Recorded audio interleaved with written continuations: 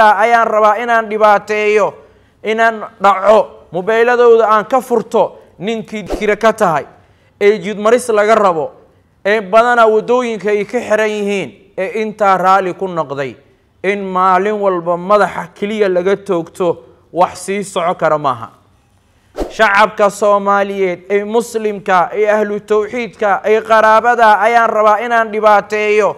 inaan dhaco mobiiladooda aan ka furto oo asgari nabad sugida oo dilay ama asgari booliis oo dilay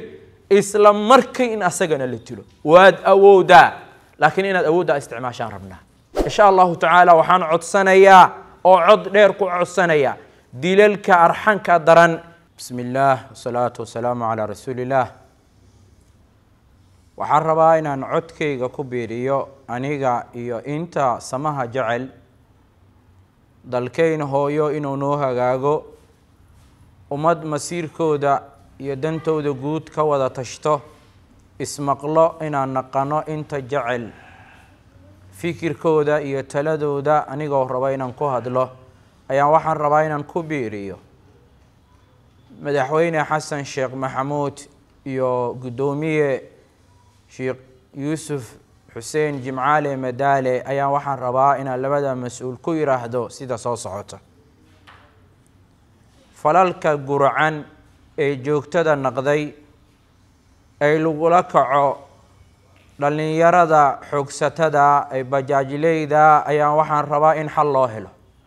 xalkaas oo ah xalka madambeys ah oo aan dhammaanteen ku nasano dhalinyartu waa dhalinyartayni waa wiilashayni dalkan xuquuq badan bay ku leeyihiin nin dhalinyaro ay diiday naftiisi u diiday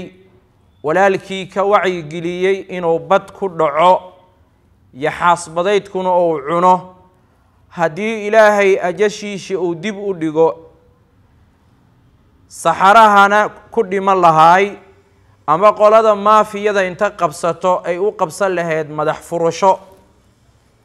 si waalidkii biri loogu cadaadiyo ninka dhalinyarada ee inta ilaahay ka baajiyay ay ka baaqsaday ay shaqo abuur samaystay ay reer yagleelay ay ninka ugu yar leeyahay 4 caruura iyo xaaskiisi iyo hooyadii ayuu u dhaqdhaqaaqay ay ijaar bixiya ay koronto bixiya ay mootadii uu ku shaqaysanayay oo ku xoogsanayay ay kira ka tahay ay jid maris laga rabo ee badana wadooyinka ay ka xiran yihiin ee inta raali ku noqday in maalin walba madaxa kaliya laga toogto wax sii soco kara maaha gudoomiye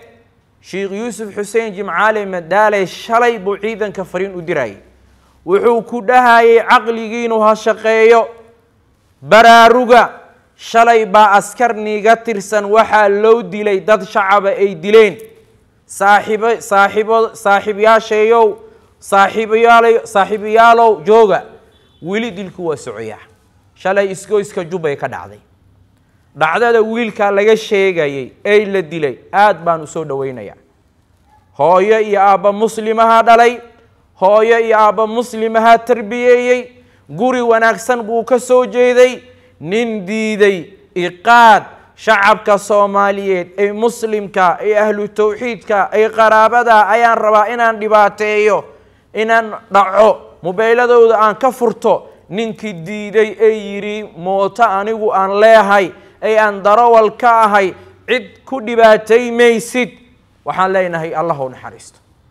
bajaajleyda waxaan madaxweyne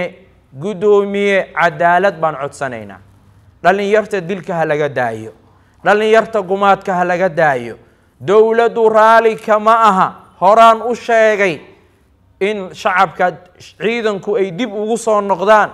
ay shacabka gumaadaan ay shacabka dhacaan ay shacabka dhaxdooda isku xabadeeyaan ay shacabka mid dhaawaca iyo mid hantidiisa la gubo iyo mid baasuuga lala dhaco madaxdu qaranku raali kuma aha laakiin waxa meesha ku jirto tashibilin xumo iyo daraagis iyo aqligii la rabay inuu si saliima u shaqeeyo oo hoos u dhacay madaxweyne waxaan rabnaa degmada cadale waxaa ka tiri ruuxii wax dilo waa la dili nimanka jeelasha ku jiro ay CID-da lagu haayo ay joogta ka dhigtay laynta bajaajleyda madaxweyne waxaan codsanaynaa in la laayo waxaana aad carabka uga adkaynaya gudoomiye madaalow inaad sabab u noqoto bajaajle la dilay oo asgari nabad sugida oo dilay ama asgari booliis oo dilay isla markii in asagana la dilo waad awooda laakiin inaad awooda isticmaashaan rabnaa awood baad u leedahay sharciga islaamka ku sii hayo inaad dadka dhaalimka ruuxa dhaalimka aad dulmigiisa reebto ruuxa madluumka aad u gargaarto harka dawladda la wada harsado dhaalimiinta ummadda laga qabto qofkii diido magaaladan muqdisho inuu nabad ku mashaaxo nabad ku shaqaysto shacabka kufsi iyo dil iyo dhac iyo daraagis u soo safriyo waxaan rabnaa in la dilo insha Allah ta'ala waxaan codsanayaa oo cod dheer ku codsanaya dilalka arxanka daran ay guracan ay joogtada naqday ay falalka inayna sii socon oo bajaajleyda dilka laga daayo. Assalaamu alaykum wa rahmatullahi wa barakatuh.